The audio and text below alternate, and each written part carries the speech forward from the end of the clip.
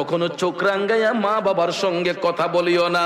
আর যার মা বাবা দুনিয়াতে নাই, তোমরা ওই মা বাবার কথা স্মরণ করে আমি আল্লাহর দরবারে ফরিয়াদ করো, ওয়া কুর রাব্বিরহামহুমা কামা রাব্বায়ানি সগীরা।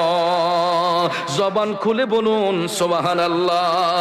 আল্লাহ বলে, সন্তান তুমি আমি মালিকের কাছে ফরিয়াদ করো, আল্লাহ গো আমার মা বাবার উপর তুমি রহম হইয়া যাও।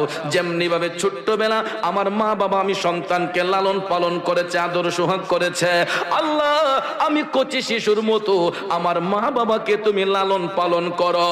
বন্ধুরা আমার, হাদিসে কুদসির মধ্যে এসেছে, সন্তান যখন চোখের পানি চাইরা মা বাবার আত্মার শান্তির জন্য দোয়া করে গো, ওই সন্তানের চোখের পানিটা জমিনে পড়ার আগেই আমার আল্লাহ তার মা বাবা রুহের উপর খুশি হইয়া যায়। চিৎকার মেরে বলুন না।